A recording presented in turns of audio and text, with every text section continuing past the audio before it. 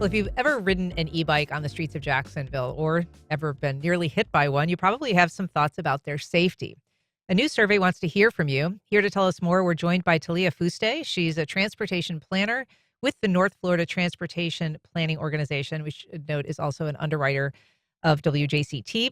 Thanks for being here, Thalia. Nice to have you back. Yeah, thanks for having me on. Okay, so this is a pilot study into e-bikes, and I understand that you're doing it because it was actually asked of the TPO by the mayors in the Jacksonville Beaches communities. Yes, the mayors are getting a lot of pushback on e-bikes. They're hearing a lot of incidents, kind of like you were saying, that e-bikes are all over the roadways and maybe some currents for safety-wise, and they were looking for us to potentially create a policy that could help you if you're riding from one end of the beaches to the next end, that you would be able to know all the laws and regulations that would coincide for all of those cities, and so that we could safely create a policy for law enforcement to enforce and create a safer network for these e-bikes in these areas. And obviously, they're looking for some data to build that policy around. Mhm. Are they hoping to create some sort of like contiguous rules that would apply to all three communities so that they're somewhat in line with each other? Exactly. So the rider would not have to think about it, and law enforcement would all be on the same page. Yeah.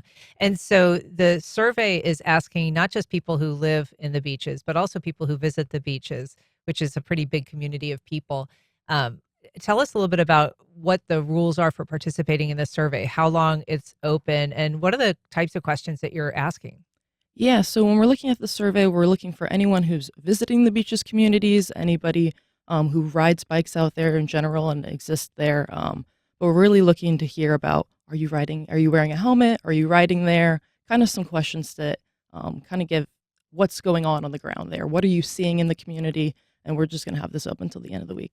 So cyclists, and I probably count myself among them, have gotten accustomed to breaking the rules in some cases. You know, we don't always stop for every four-way stop. You know, sometimes we're on the sidewalk, sometimes we're off the sidewalk.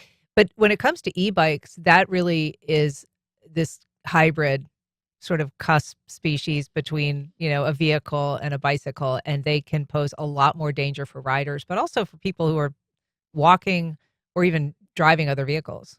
Yeah, exactly. I think that when you're going faster than a typical bike, it's hard for pedestrians and other cars to understand that you're going to be going a bit faster. You might want to go faster and zoom around people, but that's not necessarily what you can be doing on an e-bike. When you're on the sidewalk, you need to be yielding to pedestrians. You need to be verbally telling people where you're at, and you really need to be following the rules of the roadway. Some of this is, you know, the very nature of an e-bike, and I feel like some of it is also the way that our experience as pedestrians has changed. And you see a lot of people walking around with their ear pods in or their headphones on and not necessarily able to respond when a cyclist is giving them some sort of heads up that they're coming through. How does that new reality play into just overall, you know, bicycle pedestrian safety and the way that you guys are looking at the issue?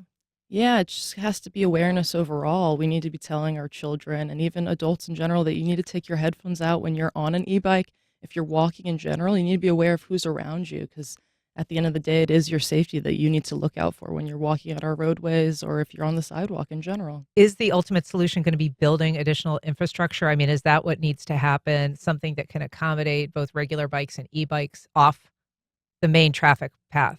I think it's a combination of things. Infrastructure is definitely one of the main routes to create a safer environment for us all. I think that off-road paths or larger shared use paths combined with education would be the best way to keep people safe. Because a lot of these trails that are away from the roadways are what people like to ride on, or that's what I hear people liking to ride on. However, that would be combined with pedestrians. So we still need to find a way to educate riders and pedestrians to work together in this conversation. Education is one thing when you're talking about perhaps buying a bike for your child or just as an adult being aware of the rules.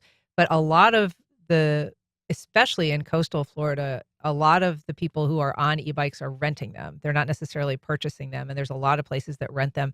What is the task there of getting people who are, you know, in the business of renting these bikes to communicate better with people who are riding them?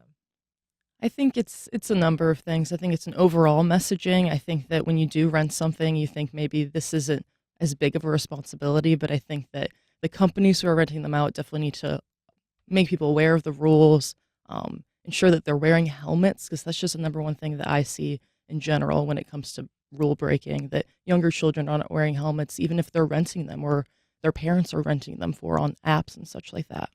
And we know that the Florida legislature has been looking in the last couple sessions, in some cases adopting some, guidance about e-bike safety. Is there anything that the TPO is watching this legislative cycle or advocating for that could come before lawmakers? Yeah, right now there's a House bill and a Senate bill that's talking about changing e-bikes that are going over 28 miles per hour to e-motorcycles. They're looking at creating a task force to investigate e-bikes and what they can do for safety in general. There's a number of things when it comes to not letting children without licenses ride those faster e-bikes, and giving out fines. So there's a number of things circling right now to create a bigger environment of safety around these things. Well, the North Florida TPO Beaches e-bike survey is open until February 10th. We've got a link on our website if you would like to participate in the survey. Thalia, Fusté, thanks so much for being here. Appreciate it. Thanks for having me on.